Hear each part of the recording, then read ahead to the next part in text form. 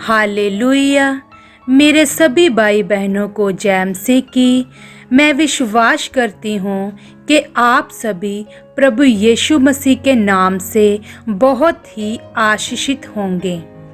आज जो मैं आपको बताने जा रही हूँ वो बहुत ही खास है मेरे प्रिय भाई बहनों। जैसे परमेश्वर की चाहत है कि सारा जगत बचाया जाए और सत्य के ज्ञान तक पहुँचे। मेरे प्रिय भाई बहनों, जैसे परमेश्वर ने हमें चुना, हमें बचाया, हमें पाप से निकाला, अब हमारा यह काम है कि जैसे हम बचे हैं हम दूसरों को भी परमेश्वर का शुभ समाचार सुनाएं। पर मेरे प्रिय भाई और बहनों, क्या कारण है कि लोग प्रभु यीशु मसीह को ग्रहण नहीं करते हैं? जब हम लोगों के पास जाते हैं और उन्हें यीशु मसीह के बारे में बताते हैं तो वह सुनना पसंद नहीं करते हैं। जब आप अपने रिश्तेदारों के पास जाते हैं तो आप उन्हें भी प्रभु यीशु मसीह के बारे में बताते हो तो वो भी सुनना पसंद नहीं करते हैं। चाहे हम संसार में किसी के भी पास जाकर यीशु के बारे में बताते हैं तो कोई भी सुनना पसंद नहीं करता है। मेरे प्रिय भाई बहनों, ऐसा क्यों होता है? अगर हम किसी के साथ संसार की कोई बात करेंगे तो वो सुनेंगे और बहुत मज़े से सुनेंगे, पर जब उसी को हम यीशु के बारे में बताएंगे तो वह नहीं सुनेंगे। यीशु मसीह का नाम सुनते ही उसके बारे में ना सुनने का कारण क्या है? आइए मेरे भाई बहनों, हम इस वचन से देखते हैं।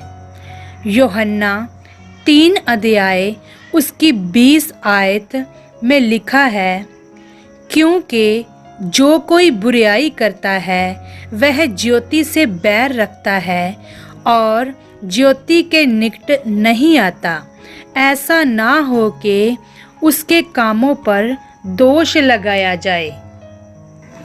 मेरे भाई और बहनों, प्रभु यीशु मसीह ने यूहन्ना 8 अध्याय उसकी 12 में लोगों से कहा, जगत की ज्योति मैं हूँ।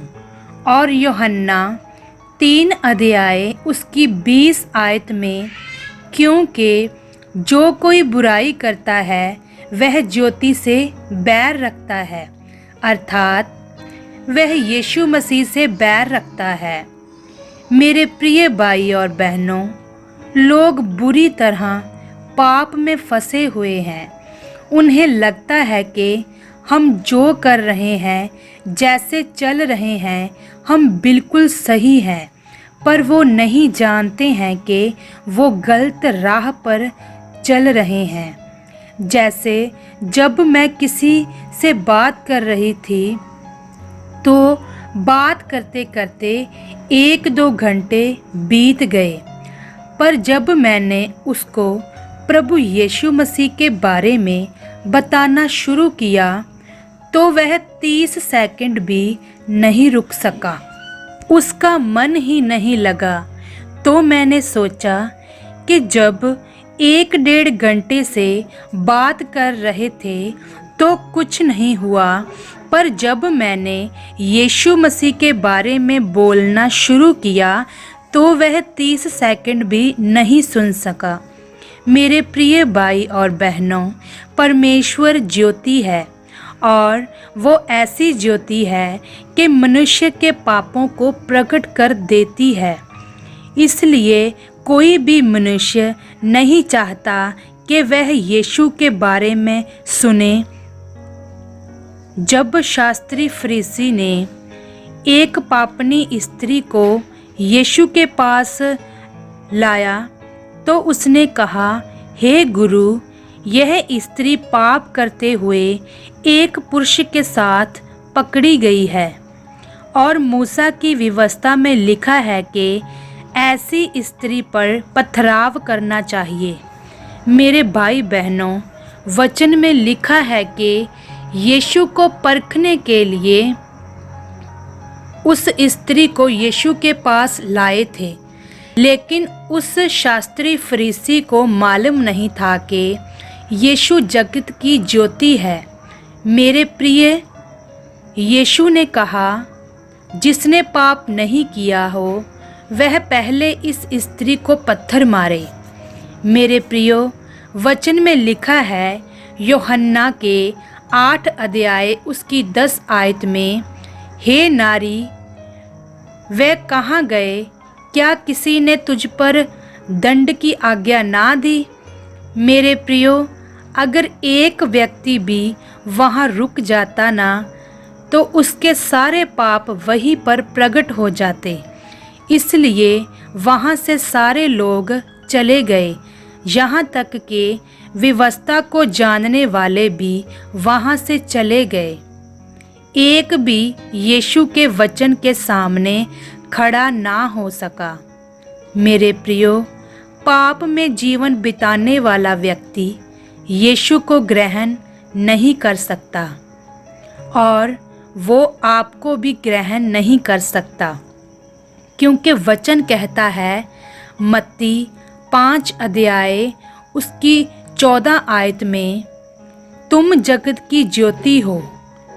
मेरे प्रिय भाई और बहनों, अब हम जगत की ज्योति हैं, इसलिए संसार के लोग ना यीशु को ग्रहण करते हैं और ना हमको ग्रहण करते हैं, क्योंकि हम यीशु के पीछे चलते हैं और यीशु की आज्ञाओं को पूरा करते हैं। और यीशु जगत की ज्योति है और हम भी जगत की ज्योति हैं।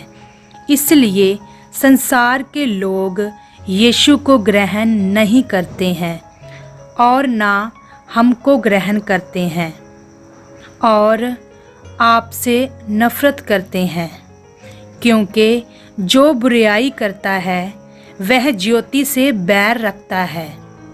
मेरे प्रिय भाई और बहनों,